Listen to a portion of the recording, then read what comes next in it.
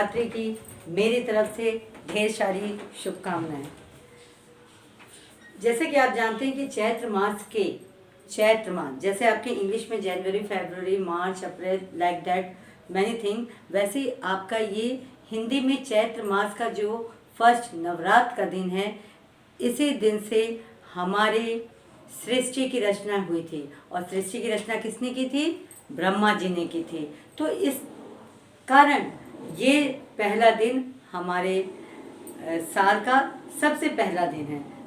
मेरी तरफ से आपको ढेर सारी शुभकामनाएं नव वर्ष एवं नवरात्र की। चलिए अब हम अपने पॉइंट पे आते हैं। Today I am going to teach you about past tense. Past tense का कौन सा form? Past continuous tense. In the previous video I have taught you the past simple past tense or past indefinite tense. Okay, here I am going to explain you about the past continuous tense. So what is your topic? Past continuous tense। जैसे कि मैंने आपको बताया था कि simple past में हमने subject plus verb का second form plus object in complement लिया था। लेकिन ये क्योंकि कॉन्टिन्यूस टेंस, और कॉन्टिन्यूस टेंस मैंने आपको बताया था जो काम अभी चल रहा हो, या जो पास्ट में जो काम, जैसे मैंने आपको प्रेजेंट में बताया था कि प्रेजेंट कॉन्टिन्यूस में आप क्या करते हैं, जो काम अभी चल रहा है, और पास्ट कॉन्टिन्यूस में जो आपका बीत तो चुका है, लेकिन वो आप जब उसको एक्सप्लेन या जब आप उसको बता रहे हो कि वो पास्ट में ये काम हो रहा था ऐसे समय, तो ये पास्ट कॉन्टिन्यूस टेंस है। ओके, पास्ट कॉन्टिन्यूस टेंस में सबसे पहले मैंने जब आपको चार्ट पेपर बताया था तो मैंने कहा था जिस तरह आपका प्रेजेंट कॉन्टिन्यूस टेंस में इज एम आर का यूज हुआ था, वैसे यहाँ पास्ट कॉन्टिन्यूस में आपका वॉज एंड वर का यूज होगा। Okay, was for singular and were for plural. तो अब हम पहले इसका पास्ट कॉन्टिन्यूस टेंस का, और आप जानते हो वॉज वर के साथ आपका वर्ब का फोर्थ फॉर्म, या आप इसको कह सकते हैं कि प्रेजेंट, आपका यहाँ पे प्रेजेंट पार्टिसिपल का यूज होता है। आप इसको क्या कर सकते हैं? प्रेजेंट पार्टिसिपल वर्ब का फोर्थ फॉर्म। जैसे कि मैंने आपको जब सब बताया था, मैंने लिखा था कि वर्ब का first form, second form, third form तो आप बहुत इजीली वे में समझ गए, लेकिन वर्ब का फोर्थ फॉर्म क्या होता है? तो वर्ब का फोर्थ फॉर्म मीन्स वो बेस फॉर्म, जो वर्ब का जो फर्स्ट फॉर्म होता है उसके साथ प्लस आईएनजी लग जाता है, जिसको कि हम प्रेजेंट पार्टिसिपल भी कहते हैं। और आप जानते हो जो कहा जाता है कि पास्ट पार्टिसिपल मीन्स ईडी का वहाँ पे यूज होता है, वो भी मैंने आपको बताया। वहाँ पे वर्ब का थर्ड फॉर्म यूज होता है, उसको हम पास्ट पार्टिसिपल कहते हैं। But in your past continuous tense आप यहाँ पे वॉज और वर्ब, ये हेल्पिंग वर्ब का आप यूज करेंगे, और इसके साथ वर्ब के साथ आप वर्ब का fourth form once again please remember this is very important point. Verb का फोर्थ फॉर्म मीन्स होता है आपका बेस फॉर्म वर्ब, जो बेस फॉर्म वर्ड होता है या आप जिसको वर्ब कहते हैं उसके साथ प्लस आईएनजी लग जाता है। So first I am going to write here the structure of past continuous tense. Okay, उसके बाद मैं आपको सारे एग्जाम्पल्स दूंगी जिससे कि आप उसको अच्छे से समझ सकोगे। पहला मैं आपको लेती हूँ, जैसे कि अफर्मेटिव में, या आपका जो सेंटेंस होता है अफर्मेटिव में आपका क्या स्ट्रक्चर होता है? What is your structure here in affirmative? Okay, in affirmative sentences में, पास्ट कॉन्टिन्यूस टेंस में आपका structure, what is your structure? जब आप स्ट्रक्चर को जान जाओगे तो आप इसको बहुत ही अच्छे वे से समझोगे। जैसे कि इसका है सब्जेक्ट, आप लिखोगे यहाँ सब्जेक्ट प्लस वर्ब, जैसा कि मैंने आपको बताया was singular, verb for plural. Okay, plus verb का फोर्थ फॉर्म, वर्ब का fourth form means verb plus ING लग गया, plus object and other complements. Okay, subject plus was, verb plus verb का fourth form plus object और other complements आप लिख सकते हैं। अब देखिए, अब आप कोई भी एक सेंटेंस लीजिए एग्जाम्पल के लिए, जिससे कि आपको ये स्ट्रक्चर समझ में है। What is the example? I was going to Delhi yesterday. yesterday से आप ये जान जाओगे, जब भी मैंने कहा ना कि आपको किस तरह पहचान करनी है, आप पहले ये देखेंगे जब आप सेंटेंस को पढ़ेंगे। जैसे मैंने यहाँ लिखा I was going to Delhi yesterday. yesterday means जब वर्ड yesterday आ गया तो इससे आप जान गए कि ये पास्ट टेंस के बारे में है। या मैंने अगर किसी कॉन्टिन्यूस टेंस, अगर वो प्रेजेंट कॉन्टिन्यू, तो I am going to school, जैसे मैंने आपको एग्जाम्पल अभी दिया, I am going to school, यानी ये काम अभी हो रहा है, हो नहीं चुका है, ये जैसे कि पास्ट में नहीं हुआ है। So it comes your present continuous tense. Okay, जो मैंने डिस्कस कर दिया। सेकंड पास्ट, फिर मैं फ्यूचर जब आऊँगी तो आपको फ्यूचर ही बताऊंगी। तो I was going to Delhi yesterday। अब आप इसका इस स्ट्रक्चर से जब कंपेयरिंग करेंगे तो आप ये समझ जाओगे कि अगर आप you know the structure, so you will give the many example of affirmative sentences. Okay, what is the structure? Subject. Here is your subject. So this is your what? Subject. Okay, यहाँ पे आपका subject हो गया कि नहीं? अब ये देखिए, ये हो गया। उसके बाद मैंने कहा वॉज वेयर का यूज होगा, ये आपके हेल्पिंग वर्ब है वॉज वेयर, तो ये वॉज यूज हुआ है। This is your helping verb, this is your subject. Going verb का फोर्थ फॉर्म यानी बेस फॉर्म, या वर्ब का वर्ब प्लस ing। सो यहाँ पे क्या हो गया? ये हो गया आपका गोइंग जो है, ये वर्ब का यहाँ पे हमने फोर्थ फॉर्म लगा दिया। उसके बाद plus object and other complement, तो आपका हो गया टू दिल्ली yesterday। हुआ कि नहीं? ये आपका अदर ऑब्जेक्ट या इसको कॉम्प्लीमेंट आप कर सकते हैं। So easy. यहाँ पे मैंने आपको देखिए किस तरह डिवाइड कर दिया है। So if you know the structure you will give many examples of any, whether it is affirmative or interrogative or negative sentences. Okay, I am going to give you the second example also, that as the dogs were barking all night. Okay, the second example, dogs, s, so it is plural, dogs were barking. Okay, dogs were barking, where is all night.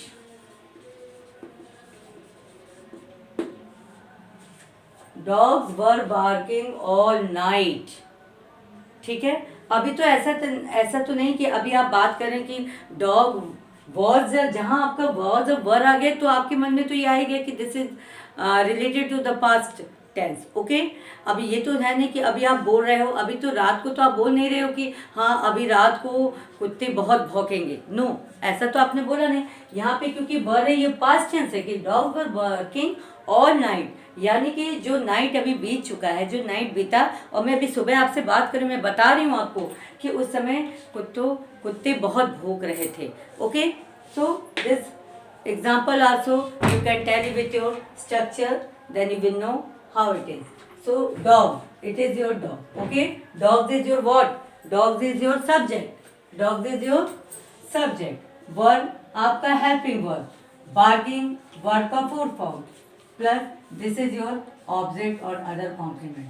So this is the example of your affirmative sentences. Now I will give the example of your negative sentences. Very easy. इसमें आपको कुछ नहीं करना है। ये जो आपका subject structure है ना, आप यहाँ पे सब्जेक्ट प्लस, अब यहाँ पे आप subject plus was were plus not क्या लगाएंगे, ये I will give you the structure here. अब यहाँ पे कौन सा स्ट्रक्चर लगेगा, अगर आप चाहे तो इसी में, अगर आपको हमेशा याद रखना है, जैसे ये मैंने स्ट्रक्चर लिखा है अफर्मेटिव का, subject plus was verb plus verb का fourth form plus object and other complement. यहाँ आपका स्ट्रक्चर हो जाएगा नेगेटिव सेंटेंसेस का subject plus was verb plus not plus verb का fourth form plus other complement. But I am going to give here again and again. Okay, what is the example of the negative sentences? I am not going to rub this. Okay, and you see here I am going to rough only the affirmative sentences, and here I will write a negative sentences. What is the structure? Very easy. Subject plus was where plus आपको सिर्फ not लगाना है. So I am going to raise here and I will write here. अब मैंने इस तरह आपको बताया कि I think so कि आपको अफर्मेटिव और नेगेटिव का तो आपको स्ट्रक्चर एकदम ही याद हो जाएगा. Okay, so here plus not plus verb का fourth form plus object and other component. Okay, clear here? Got it? आप लोग को समझ में आया कि सब्जेक्ट प्लस वर्ब, मैंने कुछ नहीं किया. अफर्मेटिव में आपका क्या था? Subject plus verb plus verb का four form plus object and other complement. But मैंने यहाँ क्या किया? मैंने कुछ नहीं किया. सारे आपके स्ट्रक्चर के जो मैंने लिखे थे सब वही अफर्मेटिव के हैं, सिर्फ मैंने नॉट को यहाँ पे ज्वाइन कर दिया है. And I have not done anything more here. Okay, अब देखिए, अब मैं आपको इसका एग्जांपल देती हूँ. इसका एग्जांपल भी आपको सिर्फ कोई भी एग्जांपल आप उठा सकते हैं, सिर्फ उसमें आपको नॉट लगा देना है. You can take any example. I was not telling a lie. For first example your. First, I was not telling a lie. मैं झूठ नहीं बोल रहा था. I was not telling a lie. Okay, मैं झूठ, I was not telling lie. Lie means झूठ बोलना, तो मैं झूठ नहीं बोल रहा था. ये आपका हो गया. ओके, कितना सिंपल. आपका आई आप जान ही रहे, subject verb helping verb. Same thing here. आपका नॉट लगता है क्योंकि ये स्ट्रक्चर में दिया गया है. सो क्योंकि हमको सिर्फ स्ट्रक्चर के अनुसार एग्जाम्पल सीखने हैं. टेलिंग वर्ब का फोर फॉर्म और ये आपका object and other complement. This is the example of negative sentence. So easy. Affirmative और सिर्फ आपने not लगा दिया, it becomes a negative. You can take many example like that only. Okay. Second example you can take. Here example. The cows were not. This pen is not.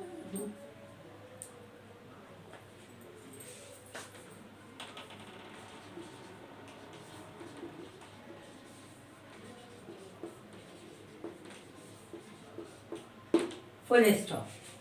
This is big example but very easy example. Okay, I am going to.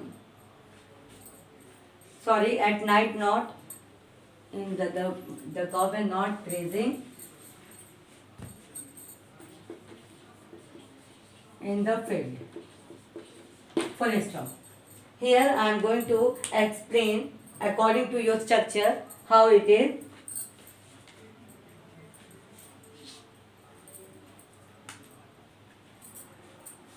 You know the cows, your subject, verb, helping verb, not, grazing verb का fourth form, in the field, this is the object and other complement. So easy. The cows were not grazing in the field. ये आपका example हो गया किसका? आपका negative sentences का. But in interrogative sentence आपका structure just थोड़े से वर्ड्स के हेरा फेरी होते हैं, जो कि आप हेरा फेरी कर दोगे तो आप उसको भी बहुत इजी वे में कुछ करना नहीं है आपको. Nothing you have to do here. Okay, सिर्फ आपको क्या करना है कि मैंने कितनी बार बताया कि इंट्रोगेटिव सेंटेंसेस में आपको जो आपका हेल्पिंग वर्ब या तो आगे आ जाता है, फर्स्ट में आ जाता है, या तो फिर WH फैमिली से हम कोई वर्ड यूज करते हैं इंट्रोगेटिव सेंटेंस बनाने, या तो we will take the helping verb okay in the starting of the sentence, और we can take one member from the WH family. So यहाँ पे मैं आपको स्ट्रक्चर दे रही हूँ इंट्रोगेटिव सेंटेंस का. Then I will give the example and I hope you will understand very nicely or properly. You can. Okay, what is the structure of your here interrogative sentences?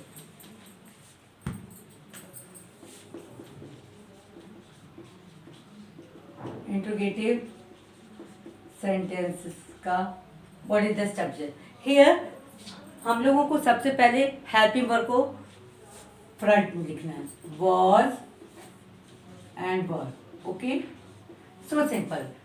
आपने देखा affirmative negative में बहुत ज़्यादा difference नहीं है। आपको मैं इसलिए स्टेप वाइज बता रही हूँ, आप एक एक चीज़ को ध्यान से देखिए। तब मैं आपको एक इंडेक्स तो मैंने आपको स्टार्टिंग में दिया था, but at the last I will give you one big index and I will write all the thing in that only, and within 9 minutes you can understand about all the tenses as I wish. Okay, तो यहाँ पे मैं आपको interrogative sentence का क्या बताती हूँ, formula was where, okay, plus subject plus verb of fourth form plus object and other complement.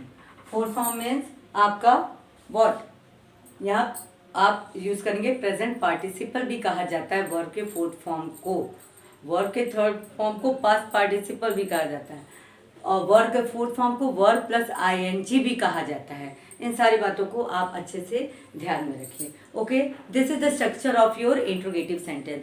Now I am going to give the example of interrogative sentence. Was I telling a lie? This is also the one example. You can write it and you can tell with the structure also. Okay, where you can take the verb, the cows grazing in the field. The same sentence you can take here. Example first. Okay, what is the first example here?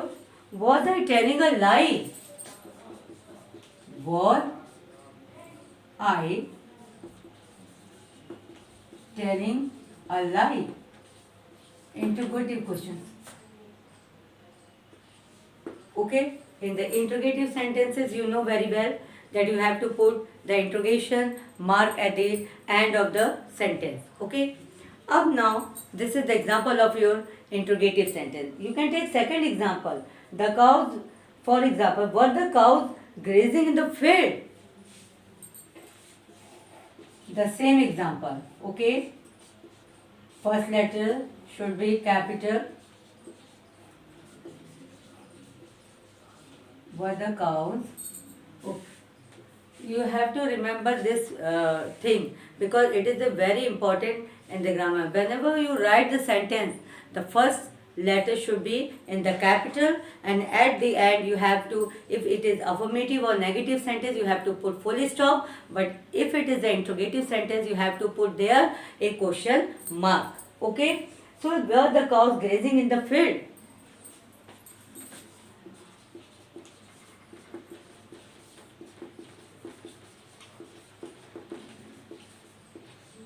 This is the example. So easy. अब देखिए मैंने यही example आपको affirmative में भी दिया, negative में भी दिया, और मैं यहाँ इंट्रोगेटिव में भी दे रही हूँ। मैं सिर्फ आपको समझाने के लिए कि इस तरह आप समझ पाओगे इसको, ठीक है। Was she watching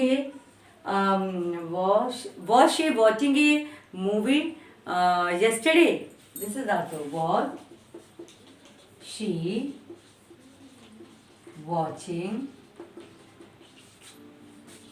the movie yesterday? Question mark. Okay, was she watching the movies yesterday? ये आपके पास्ट कॉन्टिन्यूस टेंस का इंट्रोगेटिव सेंटेंस का ये एग्जांपल है। Okay, was she watching a movie yesterday? Now here we will tell you with the structure. Was, this is your helping verb. आपका मैंने बताया helping verb पहले आता है. This is your subject, telling verb का fourth form, and ally is your other object and complements, and then question mark.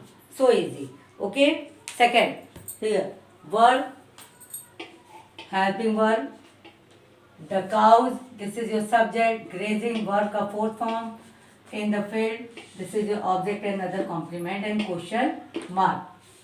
Okay, was, helping verb, she is your subject, I think watching verb का fourth form, and the movies yesterday is your object or other complement, question mark. So this is the example of interrogative sentence. और not interrogative में the same thing. I am not mention, I'm not going to mention here in the on the blackboard about the not interrogative, because this is just like a affirmative. When I have written the negative sentence, at that time I have only put the not. Okay, like that only in the interrogative sentences. When you have to give the example of not interrogative, negative interrogative sentences. At that time you have to use there only the not words. So I hope you understood it very properly. और मुझे लगता है कि मैं in the second term जब भी मैं फिर आपको जो भी वीडियो दूंगी, I will give you about past perfect tense. So please all of you, first of all you write it in your copy, because लिखना एक ऐसी चीज़, एक ऐसी कला होती है कि अगर आप इसको कोई भी इंपॉर्टेंट चीज़, अगर कोई भी आपने कहीं भी आपको जैसे इंपॉर्टेंट चीज़ मिली, आपने कहीं उसको नोट कर लिया, तो दैट इज़ वेरी वेरी, वो आपके लिए बहुत ही यूज़फुल हो जाएगा in your future, I think. तो अभी मैंने क्या पढ़ाया, आपने क्या देखा, आपने वीडियो खोला, आपने क्या समझा, उस समय आपको ठीक है, कुछ दिन याद रहे, यहाँ वहाँ आप इंजॉय किए, भूल गए. लेकिन if you right all the things in your copy, हाँ, तो दैट इज़ वेरी यूज़फुल. वो आपके लिए very useful in your future time also. जब भी आप बड़े भी हो जाओगे, जब भी आपको वो लगेगा कि ये सेंटेंस में क्यों, तो आपको वो बात, वो चीज़ जो एक बार निकल चुकी है, वो आपने जहाँ कलेक्ट करके रखी है, वो आपको यूज़फुल हो जाएगा. तो so please I will give you the past perfect tense in next video. Thank you.